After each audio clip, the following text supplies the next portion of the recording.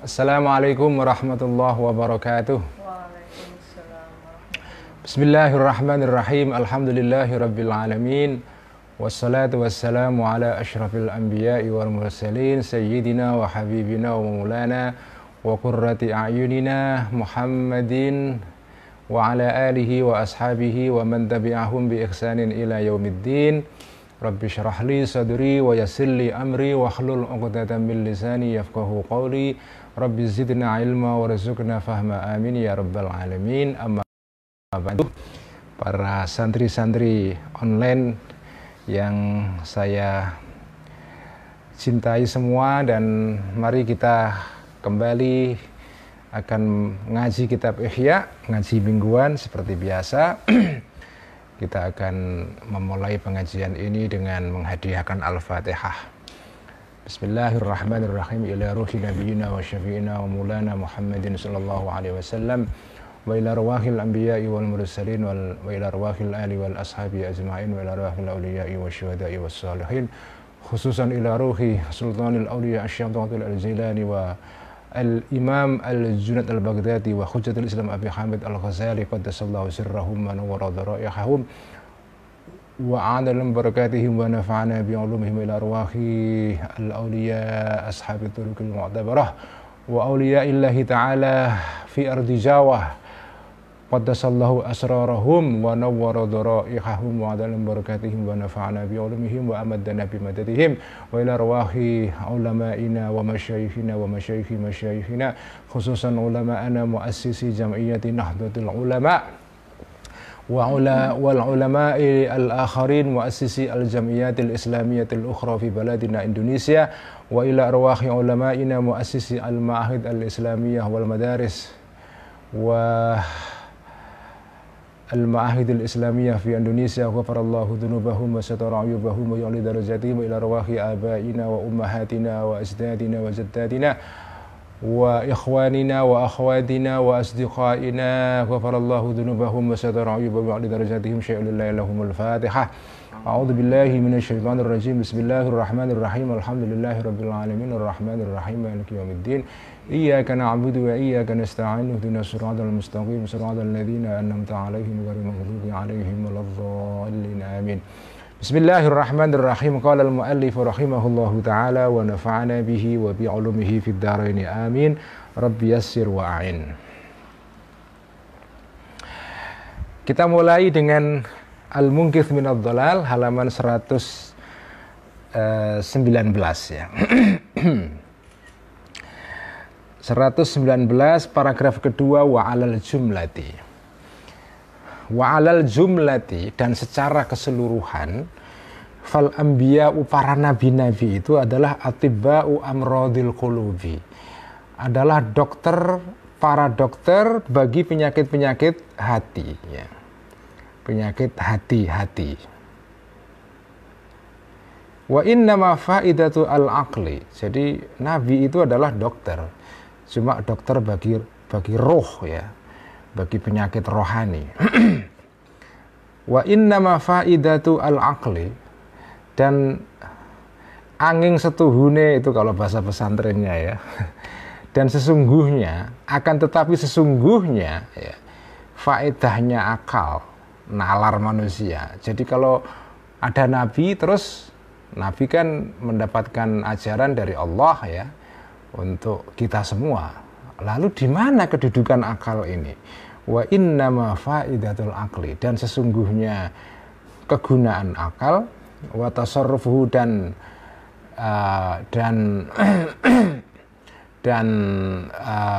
tindakannya akal itu ya, an arrafa, adalah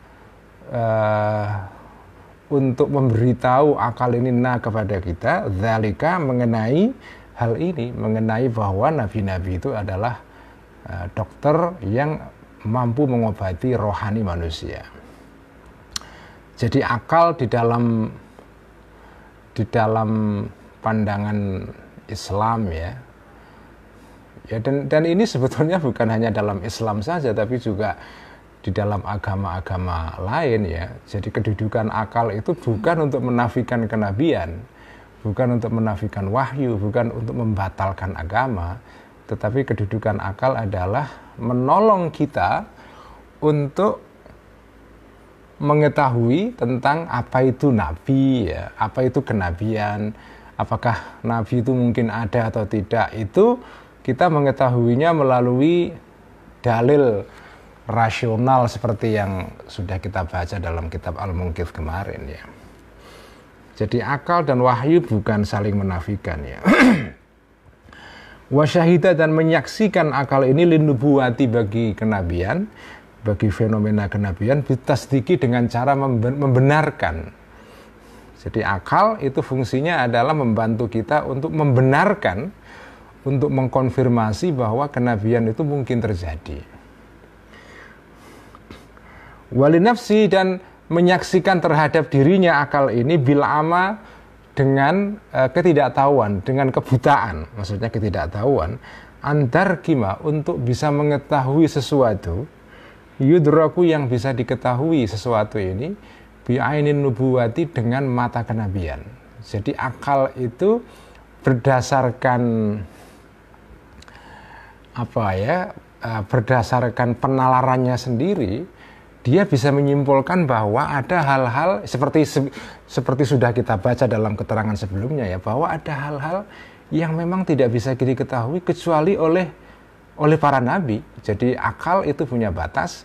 Jadi akal dengan penalarannya mengetahui batasnya. Itu artinya walinafsi bil ama, ya. Jadi akal dengan kemampuan akal itu sendiri, dengan kemampuan penalaran akal itu sendiri, kita akhirnya mengetahui bahwa kita ini sebetulnya buta, alama. Kita tidak tahu tentang sesuatu yang itu merupakan pengetahuan kenabian. Jadi ya, kalau kamu bukan nabi, ya kamu nggak akan tahu apa itu ilmu kenabian, apa itu sejatinya kenabian, ya. Nah, yang diterangkan oleh Al-Ghazali pada kitab ini kemarin itu ya hanya sekelumit saja, ya. Tapi hakikat kenabian itu tidak bisa diketahui dengan akal seluruhnya. Wa akhadha, dan memegang akal ini biaidina, terhadap tangan-tangan kita, menuntun maksudnya, wasallama, dan menyerahkan akal ini kepada kita, ilaiha, kepada nubuwah. Jadi akal itu menuntun kita menuju kepada kenabian. Tetapi kenabian itu sendiri tidak bisa dijangkau oleh akal. Jadi akal hanya bertugas untuk menggait kita, ya. Ya, dan apa ya? Dan menyadari bahwa akal itu punya batas, itu kan sesuatu yang tidak bermasalah, ya oke-oke saja kan, tidak masalah. Memang akal punya batas itu. Meskipun kita tidak tahu di dalam hal pengetahuan, ya, kita tidak tahu batas akal itu di mana. Karena itu kita mencoba terus untuk bereksperimen, ya. Jadi memang akal manusia ada batasnya, tetapi kadang-kadang di dalam masalah-masalah di luar kenabian, ya, ilmu manusia itu kan ada batasnya, tetapi batas itu sendiri kan terus bergerak, ya. Dulu manusia pengetahuannya sekian, sekarang bertambah terus gitu, ya. Ada batasnya, cuma batas ini bergerak terus, ya. Dan itulah merupakan anugerah Allah bagi manusia, ya. Akal manusia itu ada batasnya, tetapi batasnya ini bergerak terus. Setiap zaman, setiap abad yang baru, setiap kurun baru, itu batas pengetahuan manusia berkembang terus. Artinya batas akal manusia untuk mengetahui sesuatu yang semula tidak diketahui itu berkembang terus, ya. Nah, tetapi sejauh menyangkut ilmu-ilmu kenabian, ya akal manusia nggak bisa menjangkau. Akal manusia tidak akan bisa mencapai itu, ya. Dan batas ini sebetulnya sesuatu yang sesuatu yang positif, ya. Jadi jadi misalnya misalnya dalam hal pengetahuan kan, Pengetahuan itu kan bisa bekerja, berjalan, bisa dikerjakan oleh manusia karena batasnya jelas. Jadi misalnya ilmu politik misalnya, atau ilmu ekonomi. Ya, ilmu ekonomi itu kan dia bisa menjadi ilmu karena dia punya batas-batas yang jelas. Ilmu ekonomi itu kan objek yang dibahas ya. Masalah yang dibahas dalam ilmu ekonomi itu kan sama dengan ilmu politik, ilmu sejarah, ilmu psikologi, sosiologi, antropologi, itu semua kan sama. Karena objek dari semua ilmu-ilmu ini adalah manusia. Cuma manusia itu kan dimensinya banyak. Sehingga kalau kamu ingin membahas manusia itu kamu harus batasi secara jelas. Oh, saya ingin membahas manusia dibatasi spesifik dari aspek perilaku manusia ini di dalam mencari atau mengelola sumber-sumber ekonomi. Ya, bagaimana dia mencari kekayaan, membagi kekayaan, dan seterusnya. Nah, lahirlah ilmu ekonomi. Ya. Saya ingin mengkaji manusia, tapi saya batasi hanya bagian dari tindakan-tindakan manusia yang terkait dengan usaha manusia untuk mencapai kekuasaan dan mempertahankannya. Jadilah ilmu politik gitu kan. Saya ingin meninjau manusia dari sudut kejiwaannya, dibatasi ya, dibatasi. Lahirlah ilmu psikologi. Jadi pembatasan itu bukan sesuatu yang negatif ya. Jadi akal manusia itu bekerja dengan baik justru dengan batas. Ya kan? Karena kalau gak ada batasnya, misalnya ya, dengan misalnya apapun lah ya, apapun. Dengan nulis buku, supaya jadi buku harus dibatasi.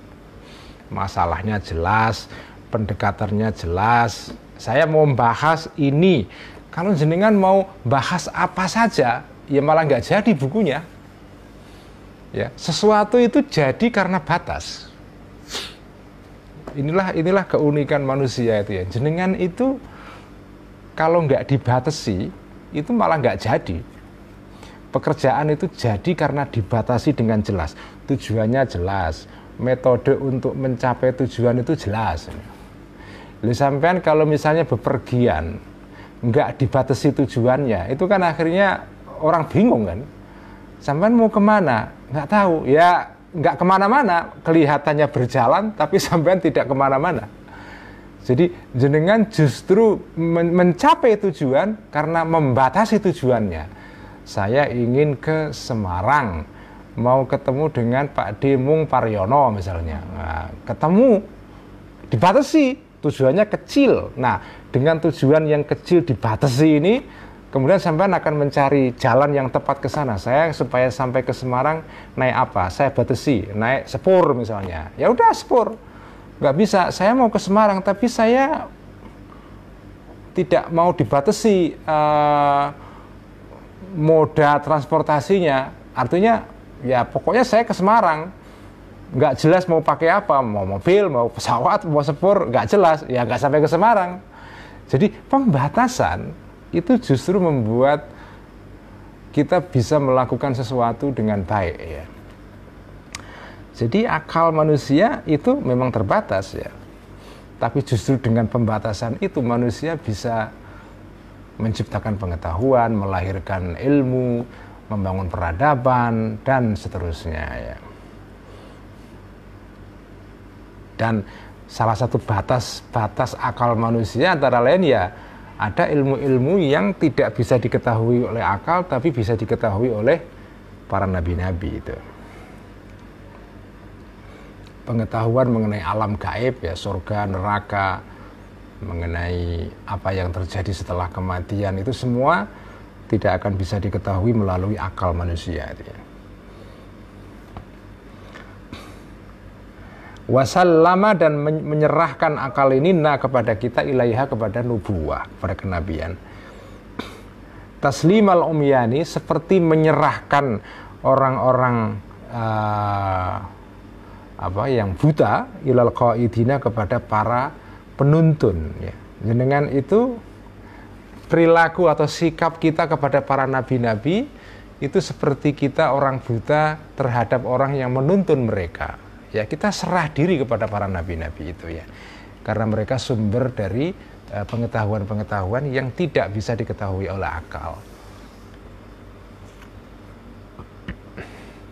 Tetapi mengatakan begini, teman-teman, ya, itu bukan berarti kemudian seperti persepsi sebagian orang, wah kalau begitu, kalau kita beragama, akal itu nggak boleh kita gunakan dong. Kita berserah diri kepada Kanjeng Nabi, kepada para nabi-nabi, sudah seperti kita orang buta menyerahkan dirinya kepada para guide-nya, para penunjuknya. Jadi kita seperti tidak menggunakan akal kita sama sekali. Tidak benar, ya. Sama sekali tidak benar. Yang dimaksud oleh Al-Ghazali itu bukan berarti kita nggak menggunakan akal. Karena kalau tidak boleh menggunakan akal, tidak akan lahir kitab Ihya. Nggak akan lahir kitab Al-Munqidh minadh dhalal. Ini semua kitab ini, Al-Munqidh ini, keterangan yang kita baca dari sejak awal sampai sekarang ini, ditulis oleh Al-Ghazali dengan akalnya. Bagaimana beliau membuktikan adanya kenabian dengan akal juga. Jadi ada bagian-bagian yang bisa diketahui dalam agama melalui akal, ada bagian-bagian yang tidak, itu ya. Jadi sama sekali nggak menafikan akal, ya. Wa taslimal mardho, dan seperti menyerahkannya atau menyerahkan orang-orang yang sakit, ya. Al-mutahayyirina, yang bingung tentang obatnya apa, ilal atibba'i, kepada para dokter. Al-musyfikina, yang mempunyai belas kasih, ya. Fa ilaha huna, maka sampai di sinilah majrul akli, jalannya akal atau batasnya akal, wa makhtahu, dan batas langkahnya akal ini. Jadi akal menuntun kita sampai kita memahami apa itu kenabian. Setelah itu kita berserah diri kepada para nabi-nabi ini. Wahua, dan sementara akal ini ma'zulun, terpisah atau tidak mampu, ya, amma, terhadap sesuatu pengetahuan-pengetahuan ba'da dzalika, yang setelah itu, setelah kita berserah diri kepada kenabian, akal selesai di situ. Setelah itu akal tidak mampu lagi untuk bekerja, ya. Jadi akal ini seperti menuntun kita ke gerbang kenabian. Begitu kita sudah berserah diri kepada para nabi-nabi ini, akal berhenti, ya. Tetapi memahami ilmu-ilmunya para nabi itu harus pakai akal, ya. Dengan memahami ajaran hadis, memahami wahyu yang diberikan oleh Allah kepada Kanjeng Nabi, itu semua kan ada ilmunya. Ada ilmu alatnya, ada nahwu, ada sorof, ya, ada tata bahasa, ada balagho. Itu semua kan harus dipelajari, dan memahaminya ya pakai akal, ya. Jadi jangan sekali-kali mempunyai pandangan atau asumsi bahwa kalau, ya, tugas akal itu berhenti hanya sampai menuntun kita sampai kepada para nabi-nabi, itu bukan berarti bahwa setelah itu akal tidak bekerja lagi. Jenengan ketika sudah berserah diri kepada para nabi-nabi, mengikuti ajaran-ajaran mereka, ya, memahami ajaran-ajaran para nabi, itu butuh akal juga. Nggak mungkin nggak pakai akal, ya. Dan seperti kisah yang terkenal dari tentang sahabat Mu'adz bin Jabal, ya. Sahabat Mu'adz satu ketika pernah diutus Kanjeng Nabi ke Yaman untuk menjadi guru, menjadi wakil Kanjeng Nabi untuk mengajarkan Islam kepada orang-orang Yaman, ya. Ketika menjelang berangkat, dites oleh Kanjeng Nabi sahabat Mu'adz ini, wahai Mu'adz, kamu kalau sampai di Yaman nanti, terus kemudian ditanya orang tentang hukumnya sesuatu, kamu akan menjawab pakai apa? pakai Quran, kata sahabat Mu'adz ya. Terus kalau misalnya di Quran nggak ada, terus pakai apa? Ya saya akan memakai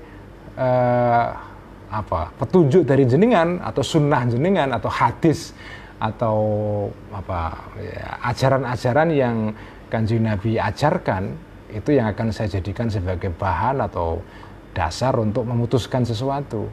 Terus kalau di hadis atau di dalam ajaran saya, ucapan-ucapan saya tidak ditemukan sesuatu yang bisa menjawab masalah yang kamu hadapi nanti, bagaimana? Ya saya akan menggunakan akal saya. Ajtahidu ra'yi. Ya di Quran nggak ada, di hadis nggak ada, ya bagaimana lagi? Saya akan menggunakan maksudnya sahabat Mu'adz bin Jabal, saya akan menggunakan penalaran saya, akal yang dianugerahkan oleh Allah kepada saya untuk menalar, mencari jawaban masalah yang ditanyakan orang-orang kepada saya. Begitu sahabat Mu'adz menjawab seperti itu, Kanjeng Nabi langsung lega sekali. Sampai beliau berkomentar, kalau nggak salah, Kanjeng Nabi mengatakan, laqad waffaqallahu rasulillah atau kama qala ya.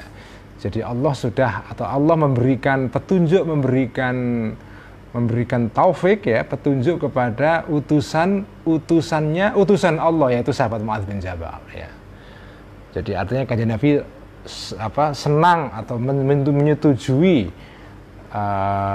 jawabannya sahabat Mu'adz itu. Jadi memahami ajaran Kanjeng Nabi juga butuh akal juga. Nah ini illa antafahumi ma yulkihi tabibu ilaihi. Jadi akal berhenti cuma kecuali antafahumi ma, kecuali dari memahami sesuatu, yulki yang memberikan kepada ma ini, atau tabibu seorang dokter, ilaihi kepada orang tadi itu. Kecuali untuk memahami isi yang dikatakan dokter atau resep yang diberikan oleh dokter itu. Sampai dikasih resep dokter ya harus paham, memahaminya ya pakai akal. Jadi kalau untuk memahami resep yang diberikan oleh dokter kepada kamu nggak bisa tidak menggunakan akal, harus menggunakan akal ya. Dokter di sini apa ya? Ya Kanjeng Nabi, karena Nabi itu kan dokter sebetulnya kan. Jadi kamu tidak boleh menghentikan akal untuk memahami ajaran-ajaran yang diberikan oleh Kanjeng Nabi sebagai dokter rohani manusia ini. Fahadhi, maka ini semua umurun adalah perkara-perkara arafna yang mengetahui kita semua kepada umur ini biddarurati dengan jalan secara doruri, secara otomatis ya. Al-jariyati yang berlaku darurah ini majrul musyahadati, seperti pengalaman empiris, seperti pengalaman yang kita saksikan langsung ya. Fi muddatil khalwati, di dalam saat kita sendirian, wal uzlati, dan uzlah ya. Jadi ini semua hal-hal yang sudah dikatakan Al-Ghazali mengenai soal batas akal, soal jenengan itu tugasnya memakai akal untuk menunjukkan jenengan sampai memahami apa itu kenabian, apakah seseorang itu nabi atau tidak. Setelah ketemu nabi sudah akalnya berhenti, karena setelah itu sampai menyerahkan diri, berserah kepada nabi-nabi yang akan mengajari kita tentang ajaran-ajaran kebenaran.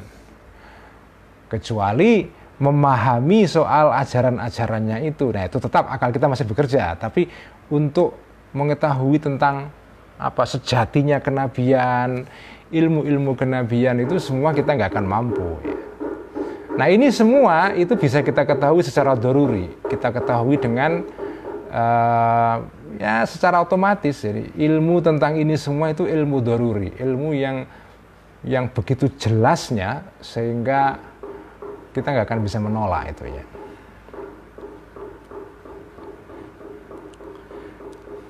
Nah sekarang kita akan masuk ke pembahasan baru ya.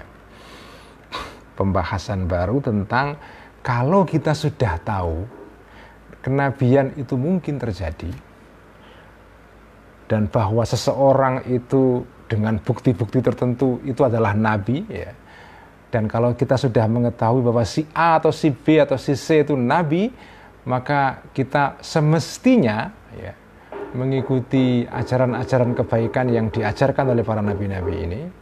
Tapi ternyata kok ada orang-orang yang sudah mengetahui dan mengakui ini semua, ya, mengakui bahwa kenabian itu mungkin terjadi, bahwa si A atau si B, bahwa Nabi Muhammad itu nabi, Nabi Isa itu nabi, dan seterusnya.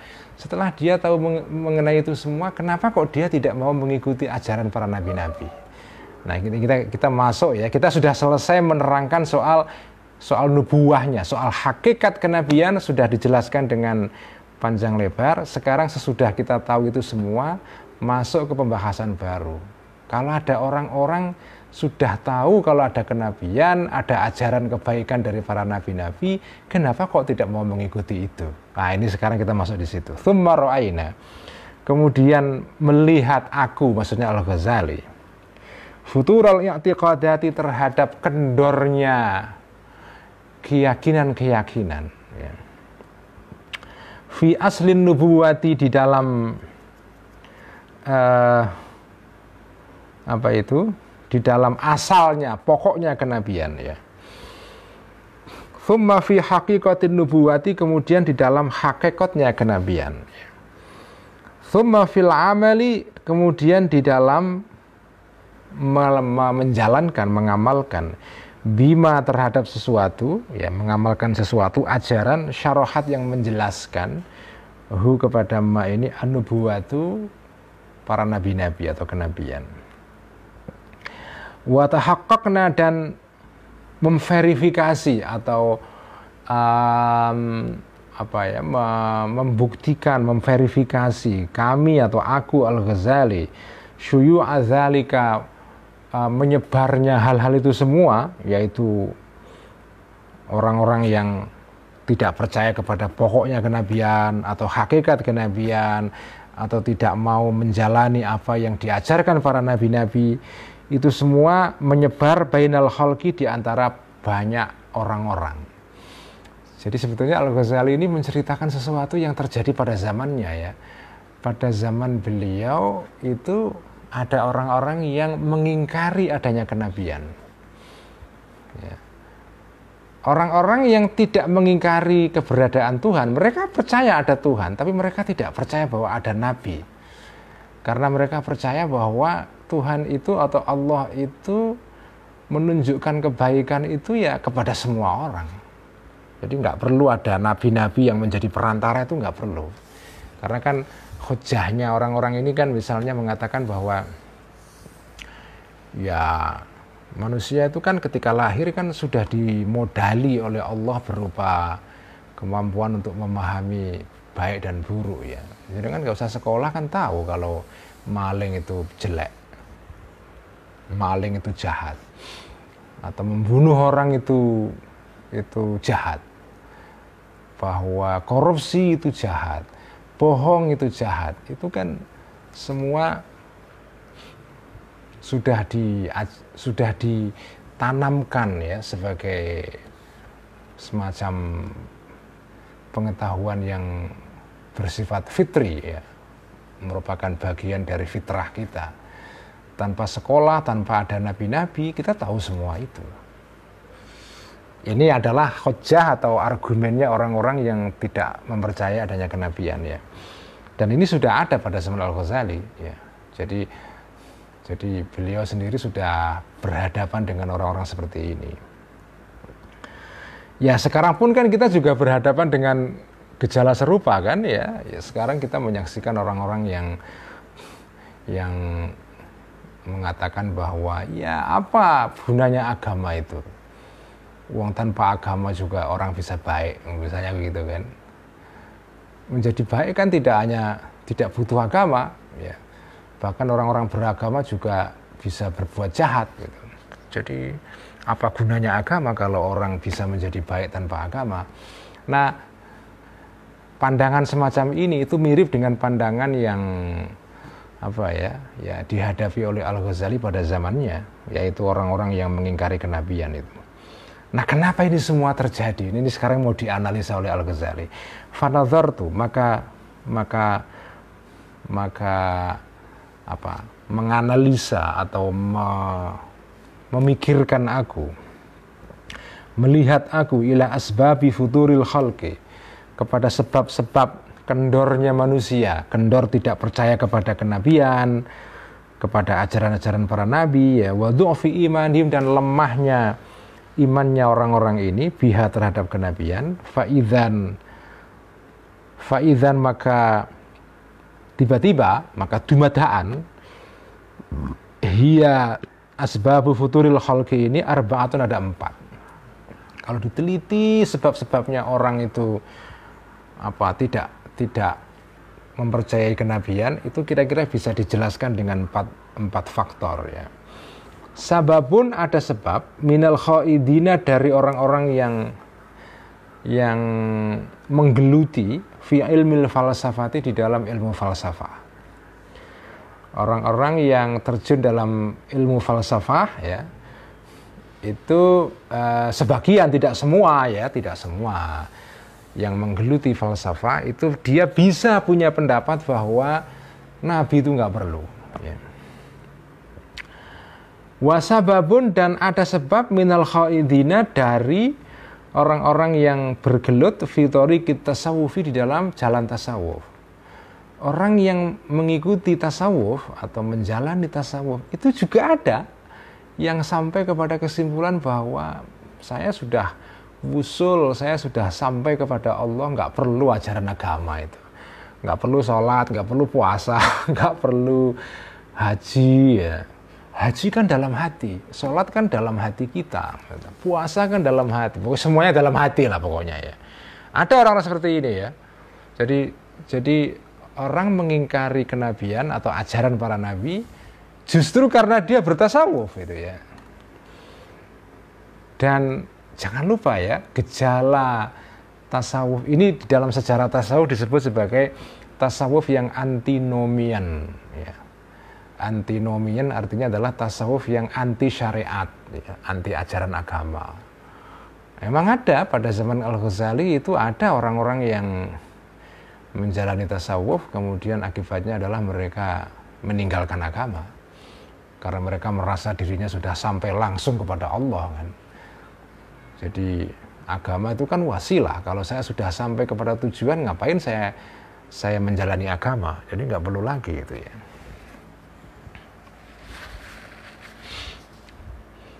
Wasababun, dan sebab minal muntasibina, dari orang-orang yang berafiliasi ila da'wat ta'limi, kepada dakwahnya atau kepada klaim ta'lim, pengajaran dari seorang imam yang maksum, ya. Jadi ini adalah orang-orang Syiah Ismailiyah, ya. Jadi sebagian, mungkin malah bukan sebagian, ya. Ya, sebagian orang-orang yang mengikuti Syiah Ismailiyah, ya. Syiah Ismailiyah itu adalah salah satu kelompok dalam Syiah, ya. Karena Syiah itu banyak, ada Syiah Itsna Asyariyah, Syiah yang mempercayai 12 imam, ya. Itu yang sekarang Syiah yang yang kita lihat di Iran sekarang, itu Syiah Itsna Asyariyah, ya. Nah, ada sempalan Syiah namanya Syiah Ismailiyah, ya, yang mereka hanya percaya kepada 7 imam saja, ya. Jadi itu mereka juga sebagian, ya, menolak ajaran kenabian. Wasababun, dan ada sebab min muamalatil mausumina, dari muamalahnya, ya, dari perlakuannya orang-orang yang disifati bil ilmi, dengan ilmu, ya, fima, di antara sesuatu, di antara hal-hal bainan nasi, yang di antara manusia, ya. Nah, ini sebab yang mungkin tidak banyak terjadi, tapi bisa juga terjadi, yaitu sebab yang muncul karena orang yang punya ilmu, ya, karena ilmunya kemudian dia merasa bahwa dengan ilmu itu cukup, ya, dia nggak merasa butuh kepada seorang nabi. Saya sudah tahu tentang ajaran kebaikan, jadi saya nggak perlu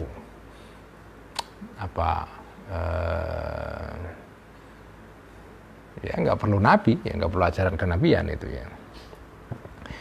Jadi inilah 4 sebab kenapa orang merasa tidak perlu para nabi, ya.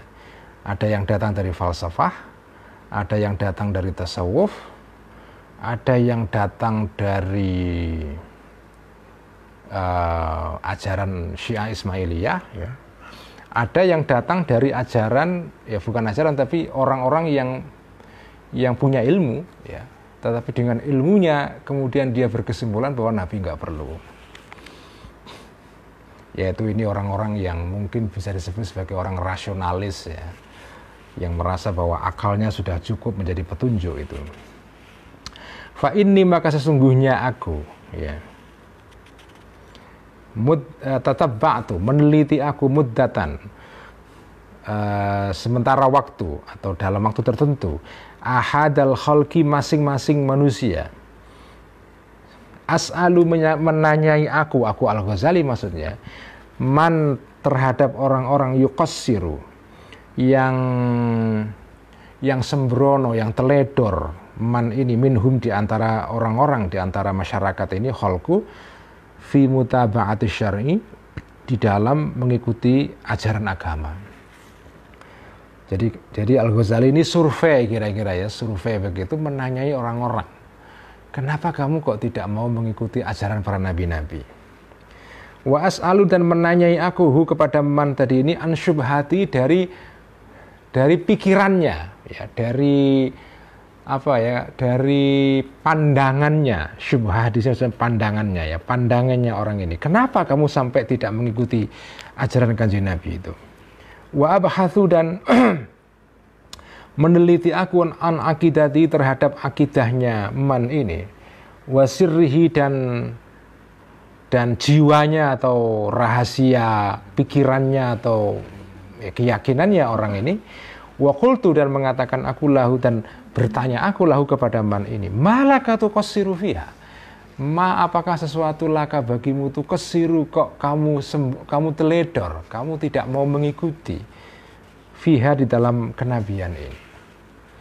Fa in kunta, maka jika ada engkau tu'minu, kamu itu kalau percaya, tu'minu, percaya engkau bil akhirati, kepada kehidupan setelah mati, akhirat, walasta, dan tidak ada engkau tastaidu, bersiap-siap engkau laha, bagi akhirat, watabi'u, dan menjual engkau ha, kepada akhirat, ya.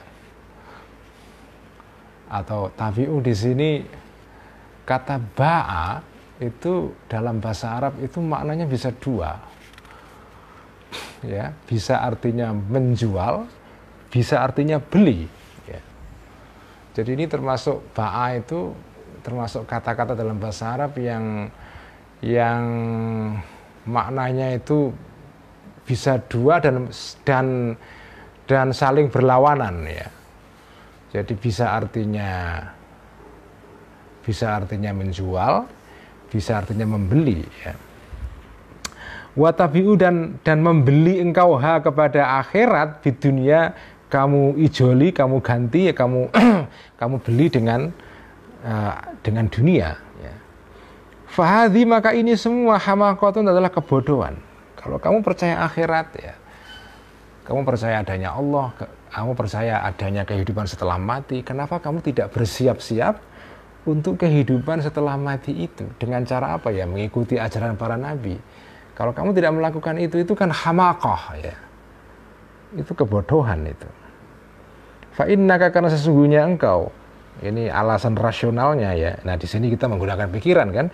Fa innaka, maka karena engkau, la tabi'u, tidak akan menjual engkau, al itsnaini, 2 barang, biwahidin, dengan harga 1, dengan barang 1. Namanya rugi kamu jual barang 2 kamu dapat cuma satu saja, ya. Itu namanya rugi. Kamu jual akhirat kamu, harganya adalah dunia, ya. Dunia itu nilainya lebih rendah daripada akhirat, ya.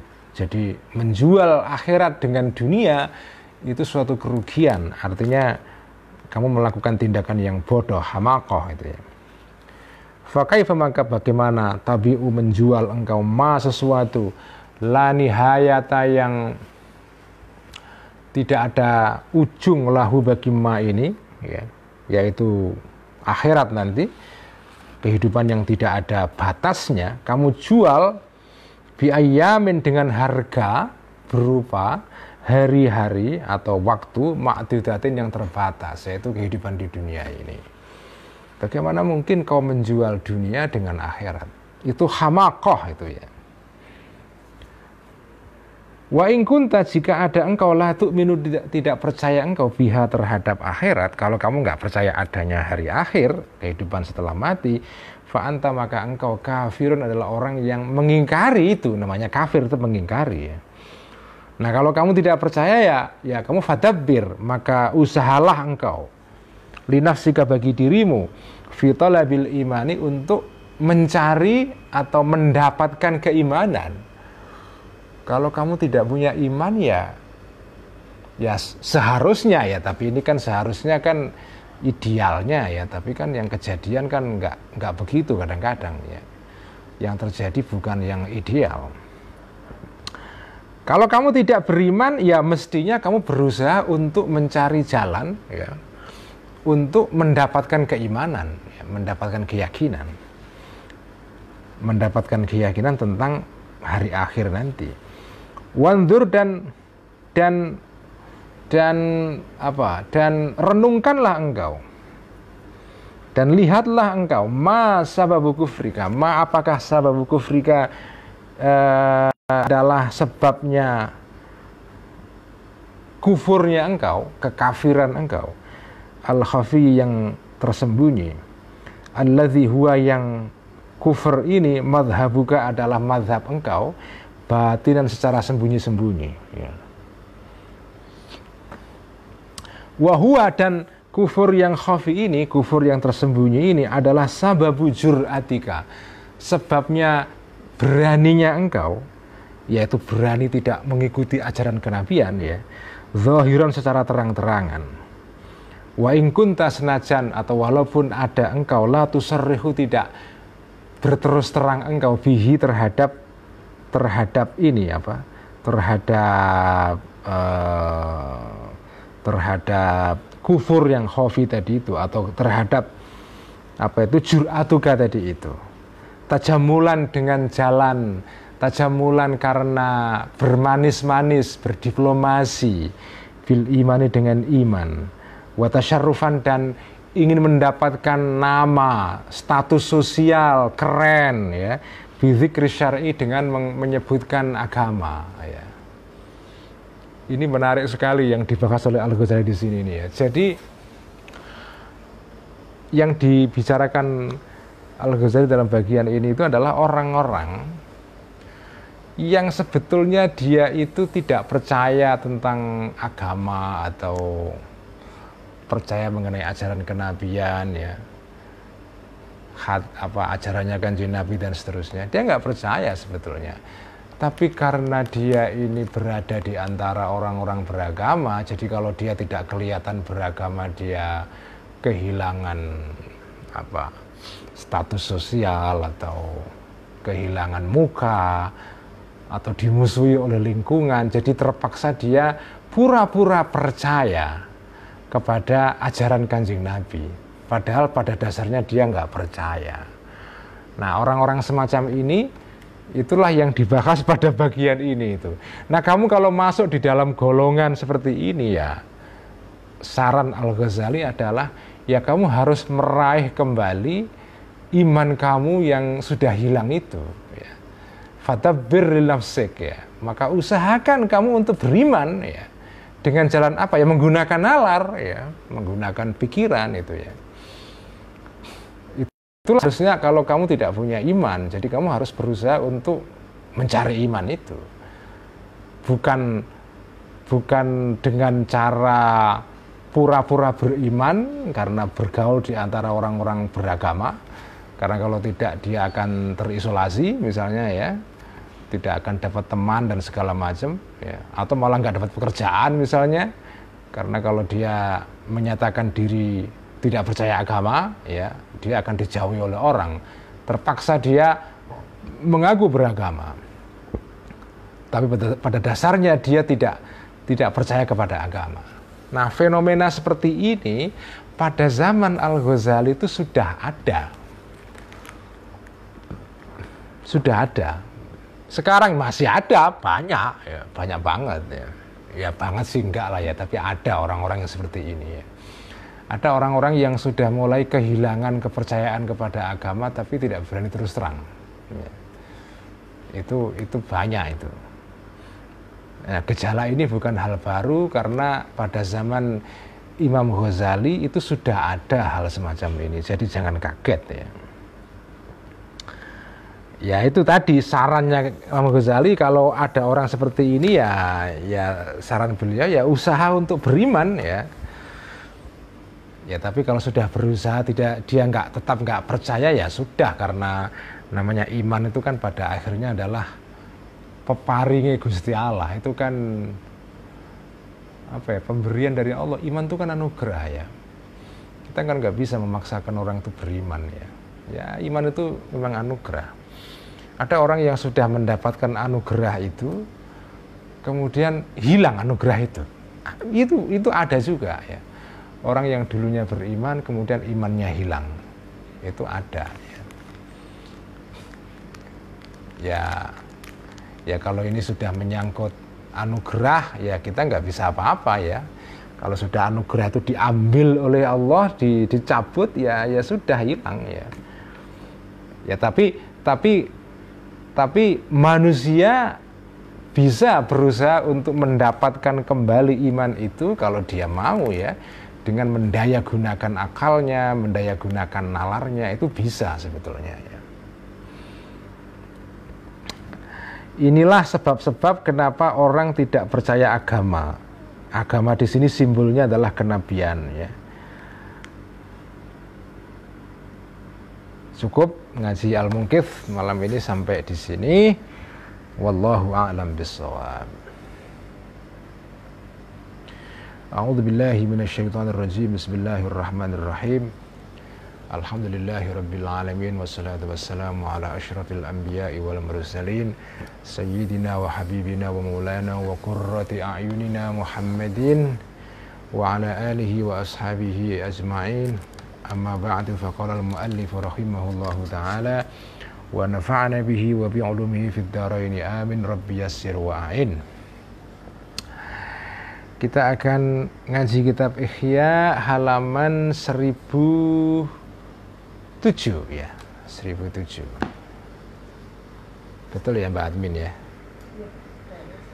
1007. Di dalam edisi Darul Ibnu Hazm, yaitu di paragraf kedua baris 1, 2, 3, 4, baris keempat dari atas. Walidzalika qala sallallahu alaihi wasallam. Walidzalika qala, walidzalika karena itulah qala bersabda Kanjeng Nabi Muhammad sallallahu alaihi wasallam. Apa sabda Kanjeng Nabi ya? Man tarakal mira'a. Oh, bukan ya. Di bawahnya sedikit.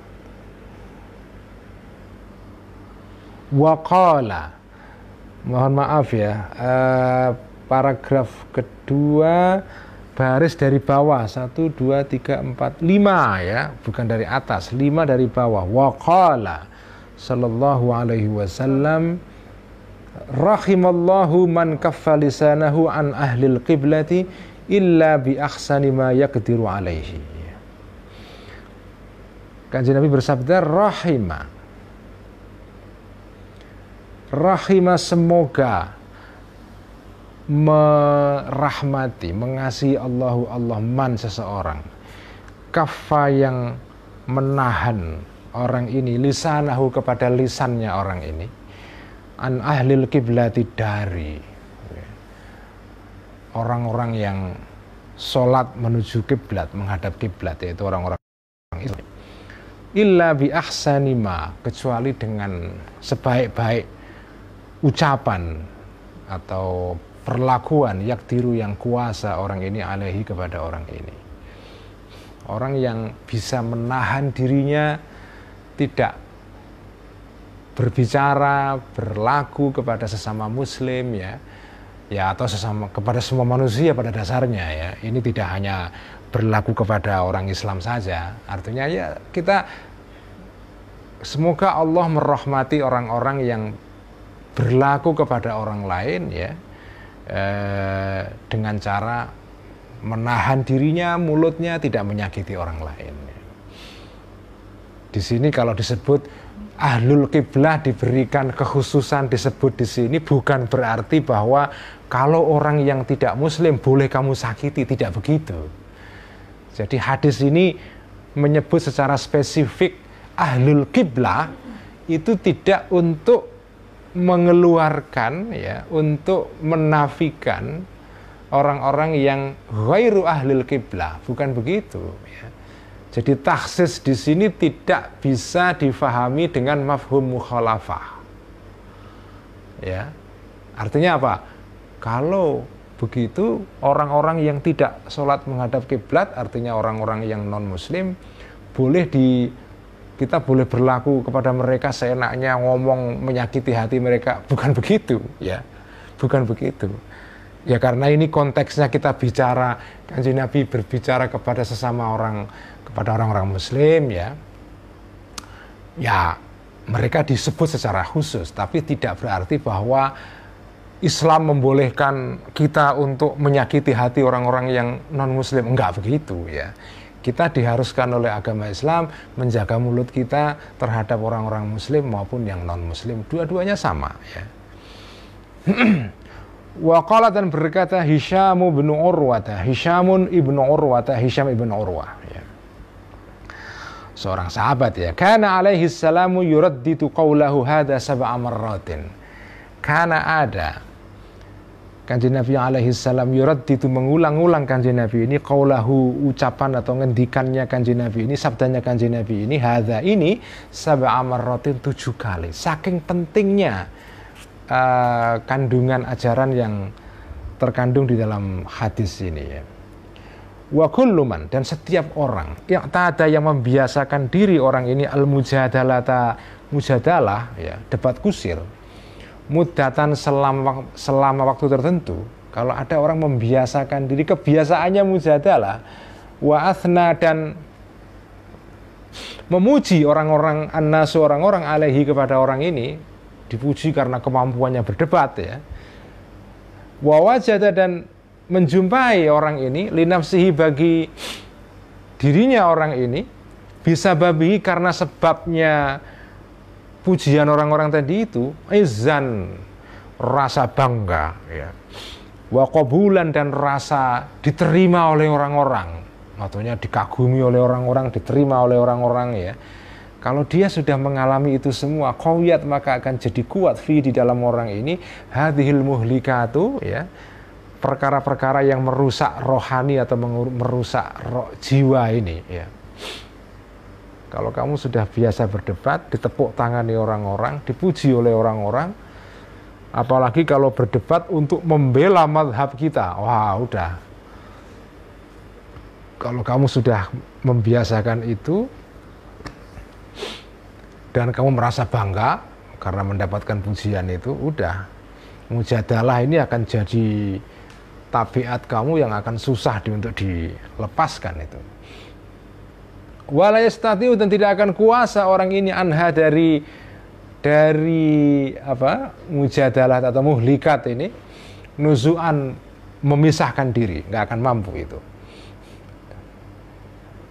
Idzitama'a,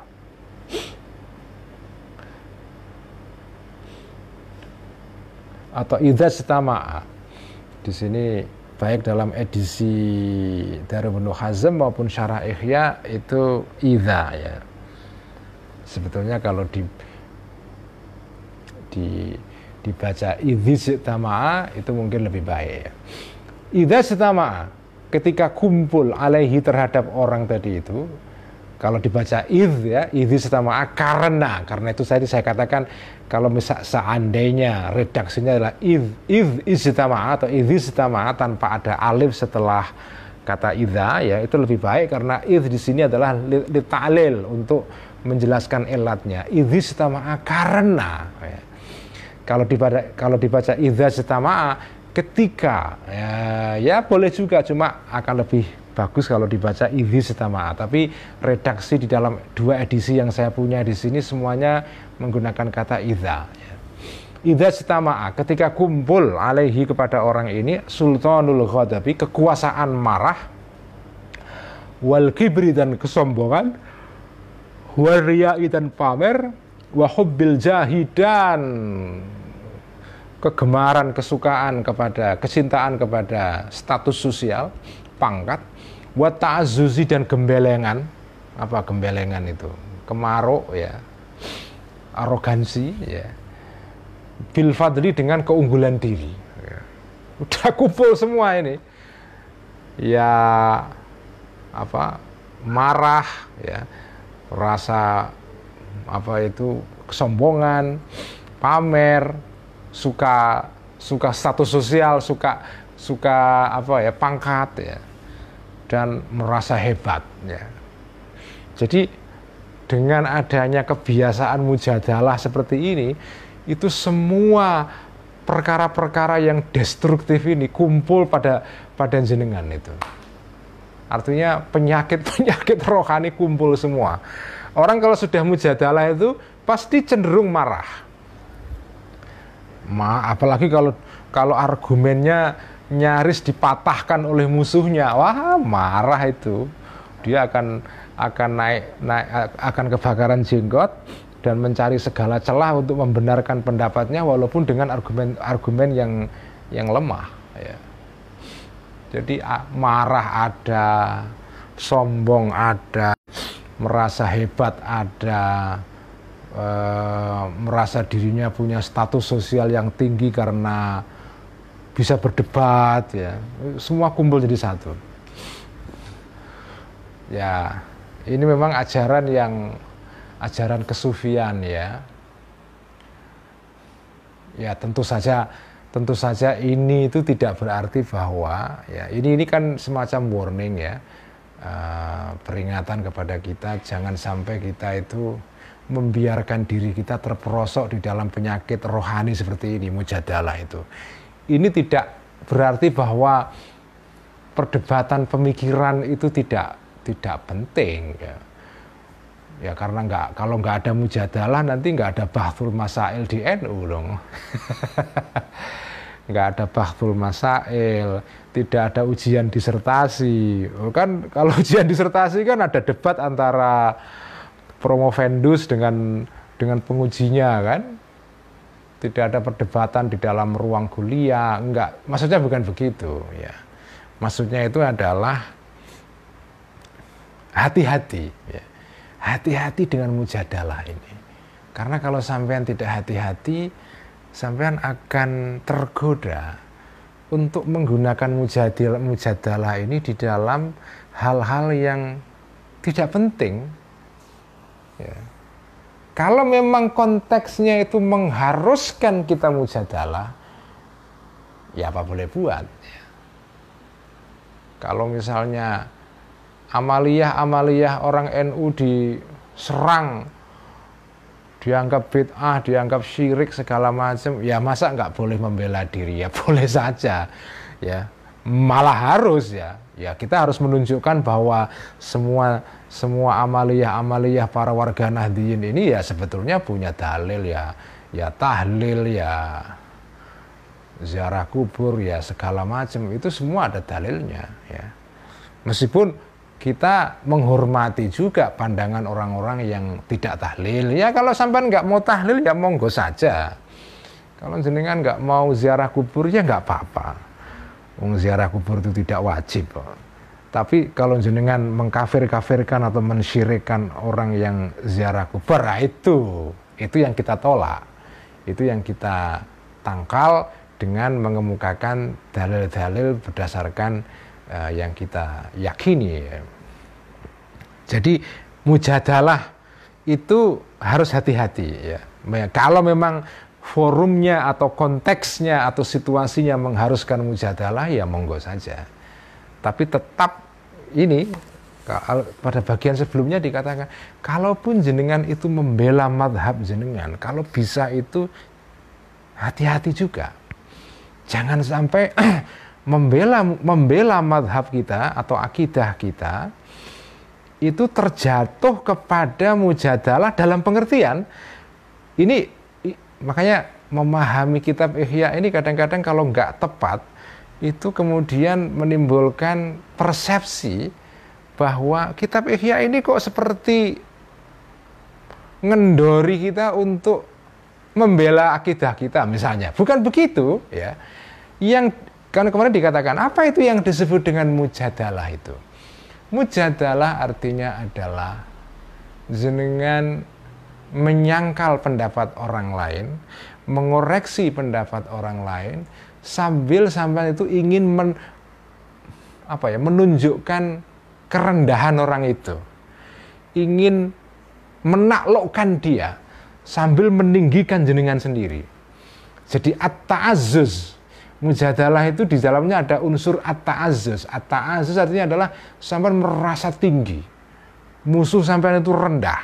Jadi mujadalah artinya adalah perdebatan yang tujuannya adalah untuk merendahkan musuh sambil meninggikan jenengan. Nah ini yang nggak boleh.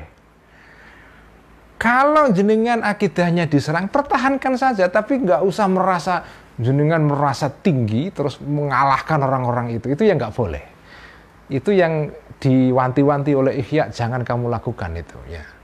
Pertahankan, tapi bitalatuf itu kan kemarin dalam ajaran Ihya talatuf ya, mempertahankan atau mengoreksi pendapat orang lain yang salah talatuf dengan cara penuh kasih sayang ya. Tidak dengan cara sok-sokan, arogan ya, sombong, pongah dan seterusnya. Itu yang nggak boleh ya. Ya tapi memang ini berat sekali, nggak semua orang mampu, karena begitu kita sudah berdebat itu pasti itu rasa ta'azzuz, rasa merendahkan musuh itu pasti terjadi itu ya. Makanya daripada kita terjebak di situ ya mending memang dari awal menghindari secara total mujadalah kalau jenengan mampu ya. Kalau jenengan mampu ya. Wa ahadu hadhis sifati, dan masing-masing dari sifat-sifat ini, yaitu sifat tadi itu macam-macam itu, ada sombong, ada marah, ada suka pangkat ya, arogansi, semua ini ya syukku berat ya mujahadatuha, melawan sifat-sifat ini satu-satu saja berat dilawan. Fakaifa, maka bagaimana bimajmu'iha, dengan keseluruhannya sifat-sifat ini. Melawan satu sifat buruk tadi itu saja berat, apalagi kalau sudah kumpul jadi satu gara-gara sampean suka mujadalah ini. Itulah afat keempat ya, bahaya keempat dari mulut manusia. Kita ini kan berbicara tentang mengendalikan mulut sebagai jalan rohani ya. Nah sekarang kita akan membahas al-afatu al-khamisatu. Hadhihi al-afatul khamisah. Ini adalah afat atau bahaya al-khamisatu yang kelima, yaitu al-khusumatu, pertengkaran. Jadi kalau mirok dan mujadalah itu ya berdebat sajalah ya, meskipun mungkin ada sedikit pertengkaran di situ. Tapi kalau al-khusumah itu sudah bukan lagi debat kusir, tapi adu mulut. Al-khusumah itu adu mulut, adu mulut ya, tengkar. Tapi khusumah di sini artinya tengkar dengan mulut itu ya, tengkar dengan mulut itu namanya khusumah. Bukan tengkar fisik, bukan ya. Jadi al-khusumah itu poro padu. Nah, itu kalau dalam bahasa Jawa itu bagus banget itu, poro padu. al khusumatu para padu. Wahia, dan khusumah ini aidon madhmumatun juga dicela. Ini termasuk sifat yang dicela juga. Wahia dan khusumah ini wara al jidali, di belakang atau di balik atau setelah atau di bawah al jidal wal mirai dan mira, ya. Jadi kalau khusumah itu ya tingkatannya masih mending karena di bawahnya jidal dan mira, ya. Fal mira'u, maka kenapa? Karena kenapa kok khusumah itu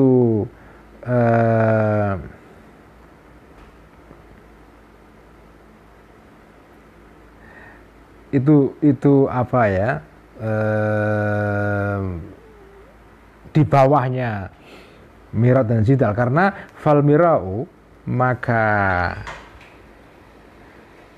mira, ya, debat kusir itu definisinya adalah ta'nun, adalah mencela fi kalamil ghairi, di dalam atau terhadap omongannya orang lain, bi izhari khalalin, dengan cara menunjukkan kelemahan fi, di dalam kalam, ya, min ghairi an yartabita, tanpa terkait bihi dengan ta'nun tadi itu, gharadun, tujuan, siwa tahkiril ghairi, selain untuk merendahkan orang lain. Kamu mengoreksi kesalahan orang lain, ya, nggak ada tujuan lain kecuali ya untuk merendahkan saja, ya. Wa idhari maziyatil qiyasati, ya, dan menunjukkan kelebihan atau keistimewaannya kecerdasan, ya.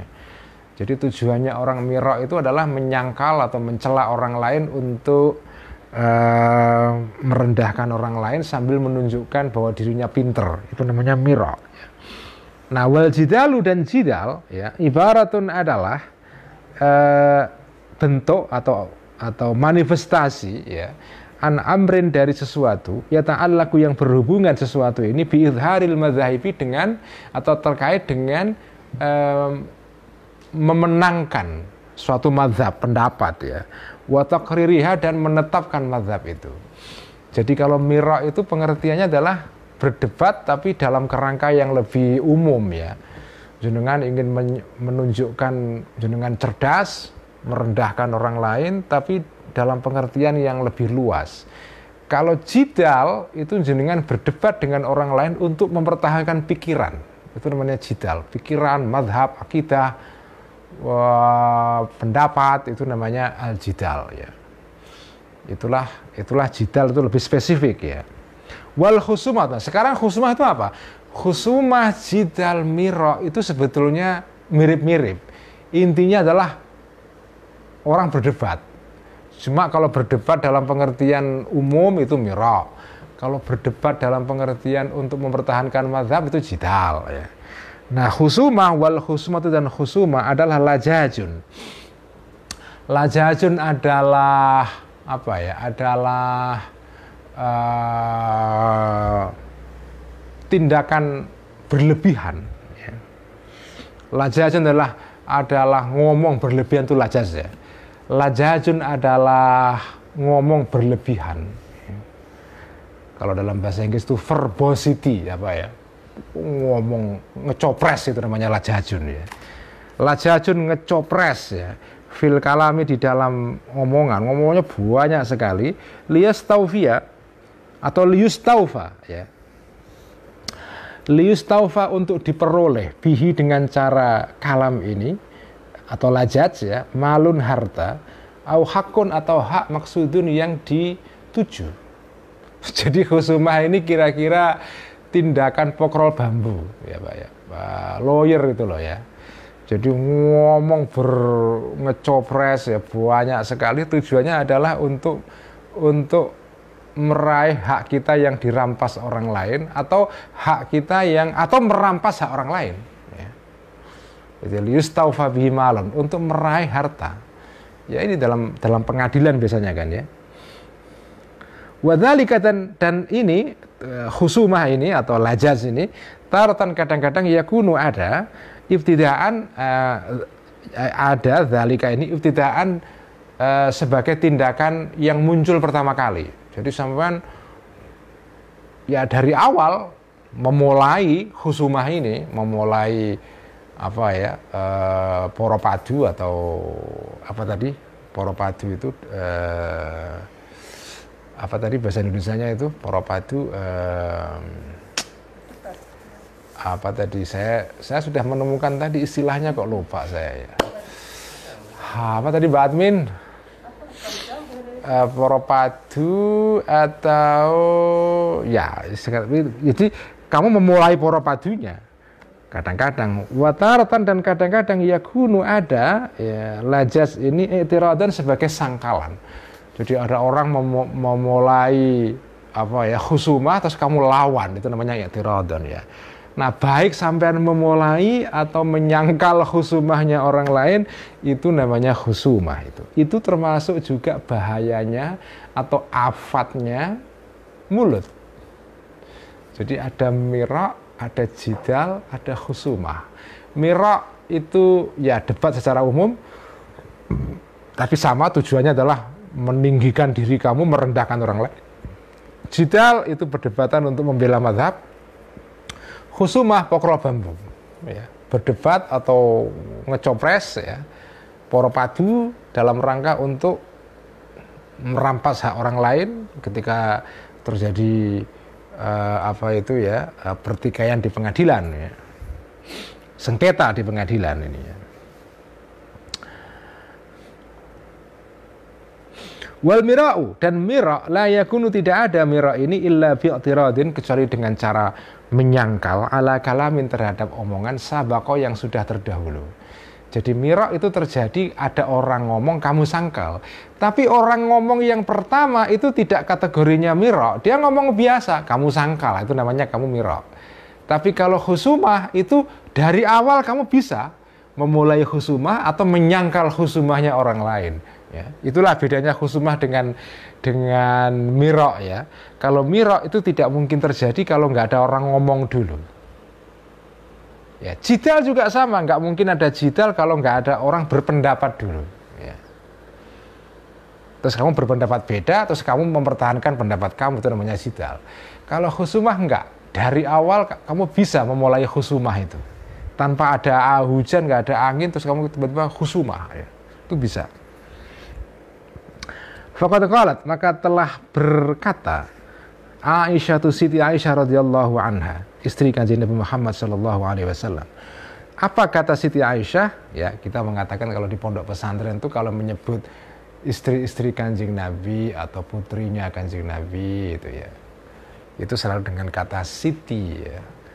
Ya, itu untuk takzim ya. Ya, hadisnya sih nggak ada, tapi kan kita orang Jawa itu menyebut nama itu kan nggak merasa apa ya, nggak ilo aja, nggak kewetu kalau bahasa orang Jawa. Masa nyebut kiai kok namanya langsung, itu kan nyebut Gus Dur kok Abdurrahman Wahid, itu kan orang NU nggak kewetu. Nggak bisa nyebut kiai kok namanya itu, apalagi Kanjeng Nabi. Makanya orang NU itu kalau nyebut nggak bisa Allahumma sholli ala Muhammad, ya Allahumma sholli ala Sayyidina Muhammad. Masuk Kanjeng Nabi kok disebut namanya, kita nyebut bapak kita aja nggak kewetu dengan namanya langsung. Ya ini rasa ya. Ya adapun orang Arab punya adat yang beda ya monggo saja. Tapi kalau adat Jawa itu nyebut nama itu kok nggak enak. Ya meskipun ya Imam Ghazali mengatakannya faqad qalat Aisyah tuh. Ya, nggak ada sitinya. Ya, tapi kita orang Jawa itu, orang pesantren terutama ya, kalau maknai nggak tego itu mongko sak temene ngendikan Aisyah itu nggak kewetu itu ya. Ya kita tetap mengatakannya itu Siti Aisyah ya. Khadijah itu Siti Khadijah ya. Fatimah itu Siti Fatimah, semua kasih pakai Siti. Apa Siti itu? Ya Siti itu kan bukan Siti artinya kota ya. Siti itu adalah dari kata sayyidati, artinya adalah ya tuan kita, bendoro perempuan itu ya. Ya takzim saja ya, untuk memuliakan ya. Jadi kalau kita memaknai begini itu faqad qalat, maka telah berkata Aisyah itu Siti Aisyah ya, radhiyallahu anha. Qala, Siti Aisyah mengatakan, qala bersabda Rasulullah sallallahu alaihi wasallam, inna abghadar rijali ilallahi al-aladul khasim ya. Inna abghadar rijali, sesungguhnya orang-orang laki-laki dan perempuan juga, ini enggak hanya laki-laki saja ya. Inna abghadar rijali, sesungguhnya laki-laki dan juga perempuan yang paling dibenci ilallahi kepada Allah, al-aladu adalah orang yang pekok, orang yang susah dikasih tahu, debat terus, itu al-aladu. Al-khasimu, yang banyak khusumahnya ya, yang suka poropadu itu, yang suka adu omongan. Jadi orang yang suka khusumah, suka jidal dan mirok dan ngengkel dan aladul khasim itu ya, itu dibenci bukan saja oleh manusia, Allah pun ikut benci. Ya, jadi bukan hanya kita pun pasti benci kalau ada orang dikandani, orang sukanya itu ngengkel, sudah salah masih ngotot saja itu ya. Kalau ada orang seperti itu, apa sikap kita? Pasti kan nggak suka kan, nyebelin kalau ada orang kayak gitu itu. Nah, orang seperti ini, al-aladul khasim ini, itu nyebeli bukan saja bagi manusia, bahkan Allah pun tuh sebel gitu ya. Jadi abghadar rijal saja, orang yang menyebalkan Allah, itu artinya abghadar rijal itu ya. Jadi Allah ikut sebel juga, lihat orang itu sebel juga itu ya. Wa qala, dan berkata Abu Hurairah, sahabat Abu Hurairah, qala, berkata Abu Hurairah, Rasulullah sallallahu alaihi wasallam, man jadala fi khusumatin bi ghairi ilmin lam yazal fi sakhatillahi hatta yunza'a. Man, barang siapa, jadala, yang berjidal, berdebat, poropadu, fi khusumatin, dalam khusumah, dalam poropadu, bi ghairi ilmin, tanpa ilmu. Ini dikasih kualifikasi ini ya, tanpa ilmu, lam yazal, maka terus menerus orang ini fi sakhatillahi, di bawah apa itu ya, kemarahan Allah, bendune Gusti Allah. Bendu itu apa ya, kemarahan yang luar biasa, itu sakhatillah ya, kemurkaan Allah. Hatta yunza', sehingga diangkat sakhatillah ini, atau hatta yanzi'a, sehingga mengangkat Allah terhadap kemurkaannya ini ya. Orang kalau suka khusumah akan dimurkai oleh Allah sampai Allah mengangkat murkanya.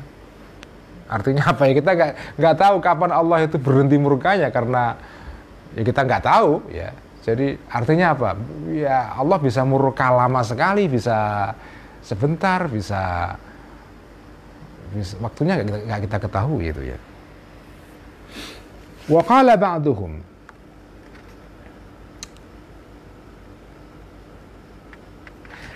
dan berkata ba'duhum, sebagian orang-orang ahli sufi ya, orang-orang sufi, orang-orang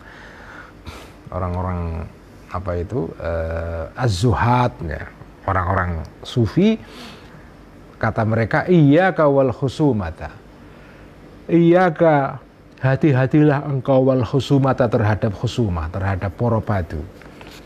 Fa inna, karena sesungguhnya khusumah ini, tamhaqu, bisa menghancurkan, bisa meluluh lantakkan ya, ad-dina, terhadap agama, merusak agama. Wa yuqalu, dan dikatakan juga ya, ada juga unen-unen ya, perkataan seperti ini, ma khasama wari'un qattu fid dini ma khasama, tidak berkhusumah, tidak berdebat ya, tidak poropadu. Wari'un, orang-orang yang punya sifat wira'i, orang yang punya sifat menjaga diri dari tindakan yang tidak senonoh, tidak pantas, yang haram dalam agama, itu namanya orang-orang wari' ya. Qattu sama sekali fid dini, dalam agama. Orang-orang yang punya sifat wira'i ya. Sifat wira'i itu ya, kalau dalam bahasa Jawa wira'i itu sudah jadi kosakata itu ya, wira'i. Orang yang menjaga kehormatan diri. Orang yang punya sifat wira'i, punya harga diri ya, itu nggak akan mau dia terlibat dalam khusumah itu ya. Ya karena ini bagian dari afatul lisan ya, dari penyakit-penyakit omongan atau lidah itu ya. Dan ya celakanya kita sekarang hidup di era di mana khusumah ini itu terjadi, bahkan menjadi satu bisnis sekarang itu. Bisnis khusumah itu ada itu ya. Ada acara-acara televisi yang justru populer kalau ada khusumahnya ya kan. Ada acara-acara televisi show ya, saya nggak akan sebut namanya lah, nggak enak kan. Ada acara-acara televisi yang justru menarik rating ya, kalau ada khusumahnya. Wah. Kalau nggak ada khusumahnya, orang nggak mau nonton itu. Ya Allah Gusti, sekarang ada bisnis khusumah. Sekarang ada bisnis khusumah ini repotnya ya.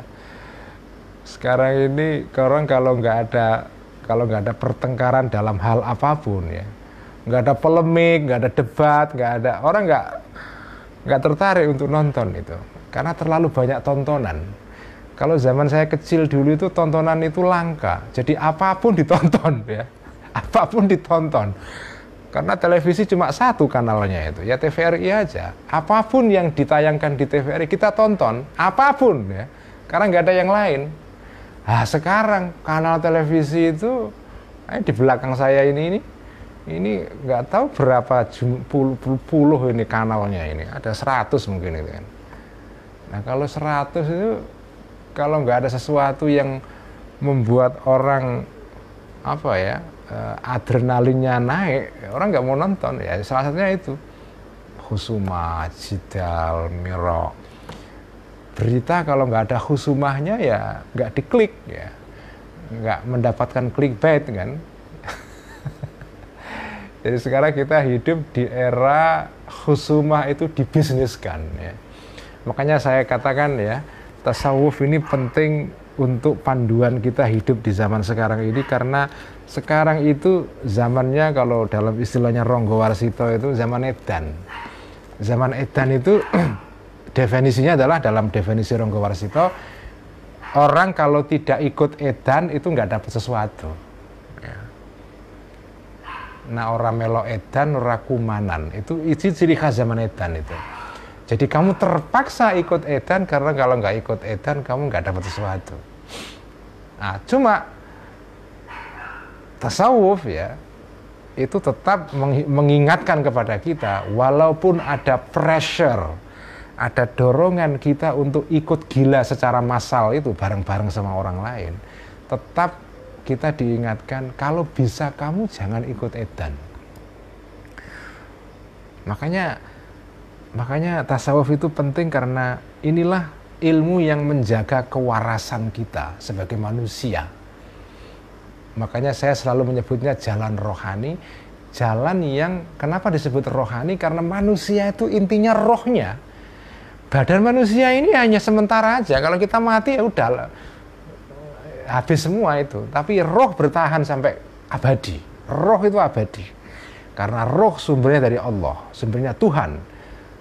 Wa nafakhtu fihi min ruhi. Jadi Allah itu ketika menciptakan manusia, diciptakan badannya, ya, casing luarnya itu, terus ditiupkan roh dari Allah itu. Makanya roh ini sifatnya suci, sakral.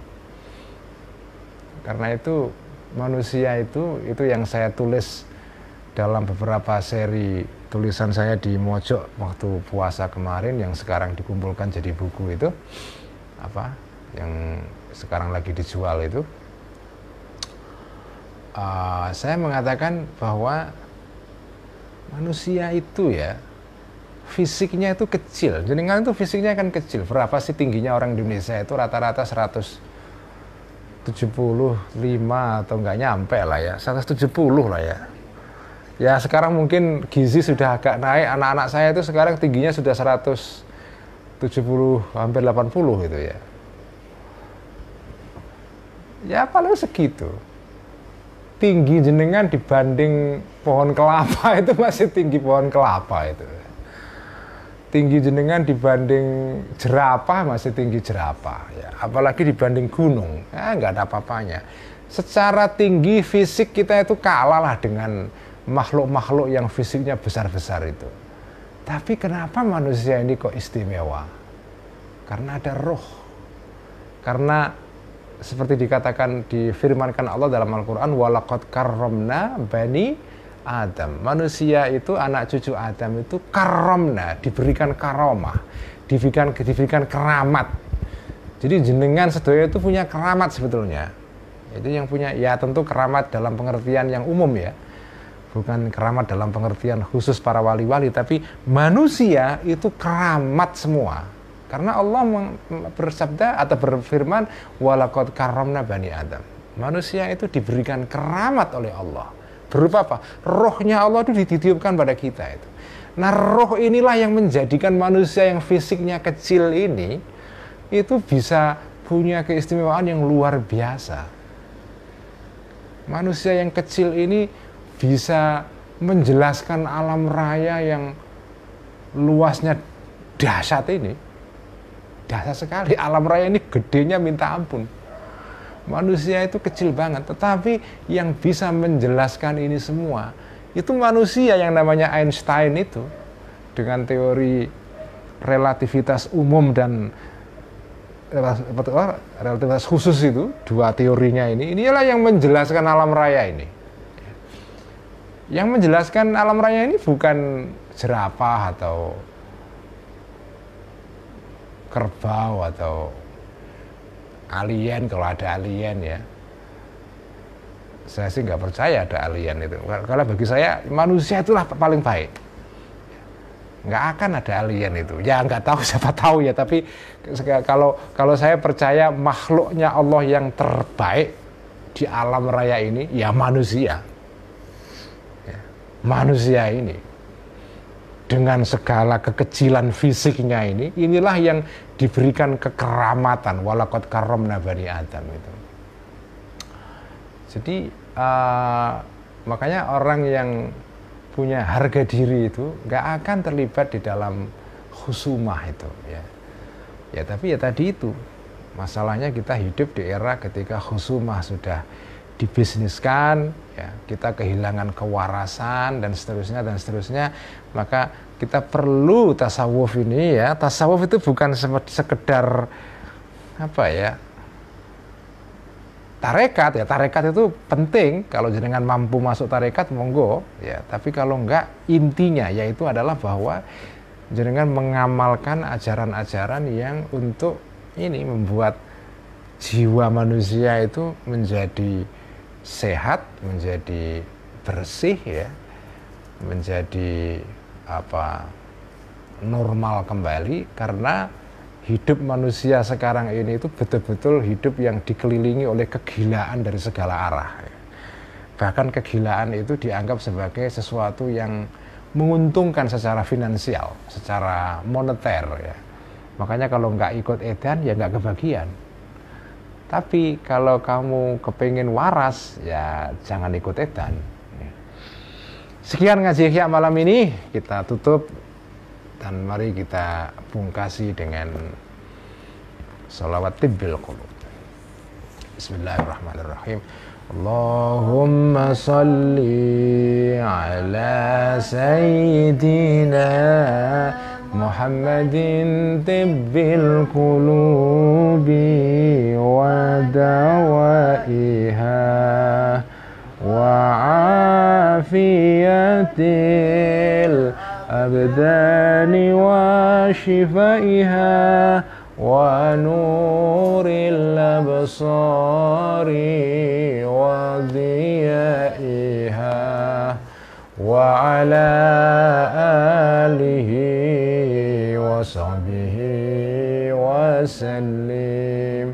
Allahumma salli ala sayyidina Muhammadin tibbil qulubi wa dawaiha wa afiyatil abdani wa shifaiha wa nuril absari wa diyaiha wa ala alihi wa sahbihi wa sallim. Allahumma salli ala sayyidina Muhammadin tibbil qulubi wa dawaiha wa afiyatil abdani wa shifaiha wa nuril absari wa diyaiha wa ala alihi wa sahbihi wa sallim. Sekian, wassalamualaikum warahmatullahi wabarakatuh.